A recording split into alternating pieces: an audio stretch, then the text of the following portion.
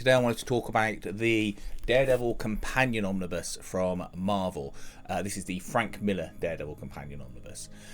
First of all, don't know why it's called a Companion Omnibus. I hate that phrasing. It should just be Volume 2 or just have another subtitle to it. Cause it sort of almost feels like you're devaluing the stories in it by calling it a companion.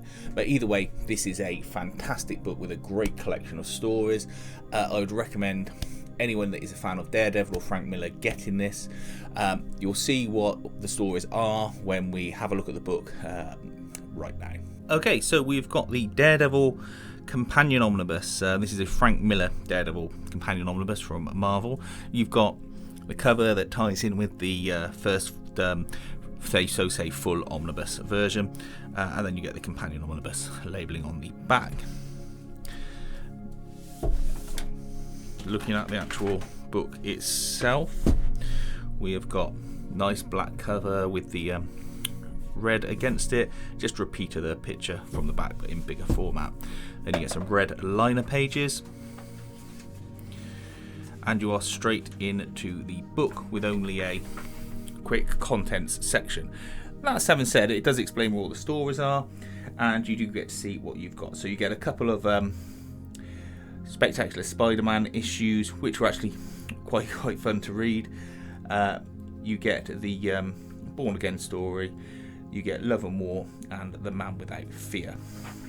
So right from the off, you are joined in a Spectacular Spider-Man story where Spidey and Daredevil have teamed up to try and stop a guy who is going to set off a bomb over New York. It's Carrion.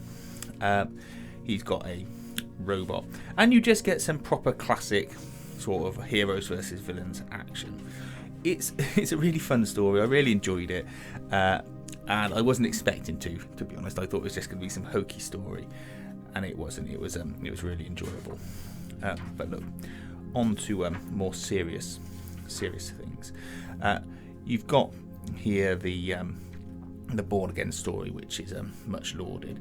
This is where Daredevil's Karen Page is hooked on drugs. She sells Daredevil's identity to a drug dealer, and it finds its way to the Kingpin. The Kingpin doesn't act to sort of immediately try and kill Matt Murdock. What he does is he breaks him down bit by bit by dismantling his life, and you see here that he ends up, at desperate ends, and he thinks he's at the end of his tether, and really he's just being reborn, as it were. He ends up in a Catholic convent where he gets taken care of by the nuns, one of whom is a lot more interested in his well-being than another. Let's say I won't spoil that part for you. But he picks himself up, he fights back, and he has a great fight with Blitz. If any of you have seen the TV series, you will recognise him. Oh, not Blitz, sorry, Nuke. What am I saying? If any of you have seen the TV series of Jessica Jones, you will see that Nuke was in there.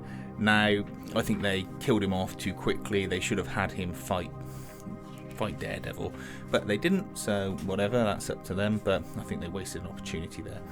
Anyway, you get Captain America show up, and you obviously have Matt Murdock have his showdown with the various parties. I'll skip over the end there. Love and War is the one I like the least. I think it's just the art style. Just didn't do anything for me. I know it's very good art. I couldn't do anything better myself. Of course I couldn't. But it just doesn't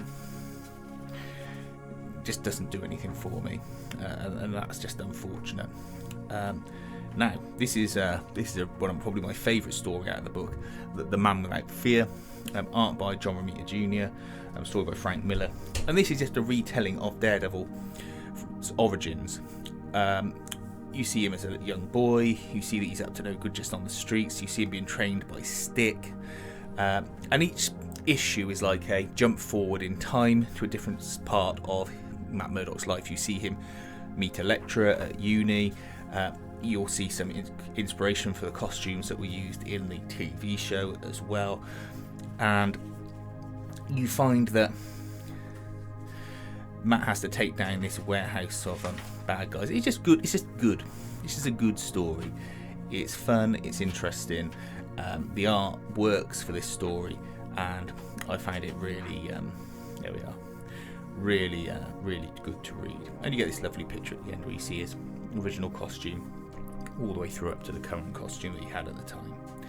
And then you just get some script pages, some, you know, cover art and sketch covers at the back.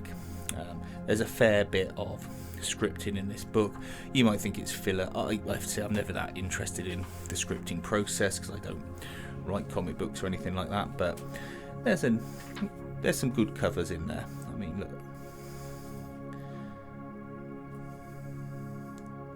just like the way they make Kingpin look so big and so intimidating. And there we go. Okay, so that was the book. Price wise, I'll throw up what it's currently going for. If you want to get it, it does fluctuate. I paid, I think, £40 for this one. I was quite pleased with that price because I've seen it go up and go down. Certainly the Elektra Frank Miller Omnibus that is also out at the moment, that tends to fluctuate a lot, and the original Omnibus from Marvel for the Frank Miller's Daredevil stuff is out of print as far as I'm aware. I would recommend getting this if you are a fan of Daredevil. It's a great book. It's got great stories in it. I think the better stories, as I said before, and totally worth picking up and a great addition to any collection. Let me know what you think about it. Is this a book you've been thinking of getting? You weren't sure what was in it because it was labelled as companion, and if you've got it, do you enjoy it, and do you agree with me that it's probably the better stories in here as well, the standalone stories, let's say. Anyway, please feel free to like and subscribe, and thanks for watching.